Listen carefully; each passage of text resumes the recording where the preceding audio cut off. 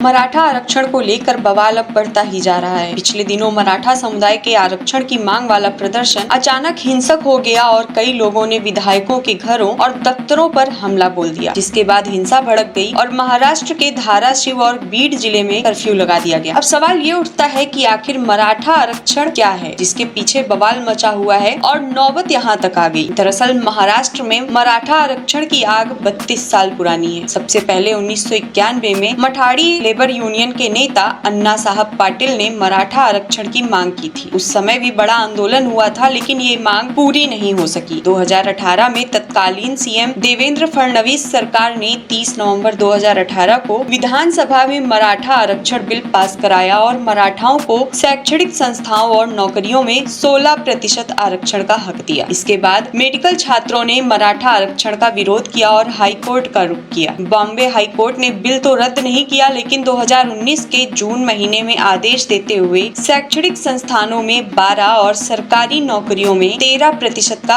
आरक्षण कर दिया। कोर्ट ने ये तर्क दिया कि किसी भी सूरत में आरक्षण सीमा 50% से ऊपर नहीं हो सकती। इसके बाद मामला सुप्रीम कोर्ट पहुंचा तो 2021 में सुप्रीम कोर्ट ने मराठा आरक्षण को असंवैधानिक बता दिया और सामाजिक और शैक्षिक तौर पर पिछड़े वर्गों की ओर से लाए गए महाराष्ट्र राज्य आरक्षण अधिनियम को खारिज कर दिया। सुप्रीम कोर्ट ने टिप्पणी की कि मराठा समुदाय सामाजिक और शैक्षिक तौर पर पिछड़ा नहीं है, इसलिए आरक्षण गलत है। इसके बाद से लगातार मराठा आरक्षण को लेकर मांग चल रही है। अब मराठा आंदोलन की मांग कर रहे प्रदर्शनकारी खुद को ओबीसी में शामिल किए जाने की मांग कर रहे हैं। इनका तर्क है कि पहले मराठाओं को कुणबी माना जाता था और ये ओबीसी होते थे, इसीलिए उन्हें फिर से कुणबी जाति का दर्जा दिया जाना चाहिए। मराठा महाराष्ट्र में कई जातियों का समूह है, इनमें जमींदार और किसान समेत अन्य वर्ग भी शामिल हैं। प्रदेश की कुल आबादी के लिहाज से देखा जाए तो इनकी संख्या तकरीबन 30% है। प्रदेश की राजनीति पर इनकी अच्छी पकड़ है। महाराष्ट्र का इतिहास देखें तो अब तक ज्यादा सीएम मराठा ही रहे हैं। यही कारण है कि सैद्धांतिक तौर पर शिवसेना हो या बीजेपी, सभी मराठा आरक्षण के समर्थन में है। वैसे मराठा आरक्षण को लेकर आपकी क्या राय है, कमेंट सेक्शन में हमें बताएं।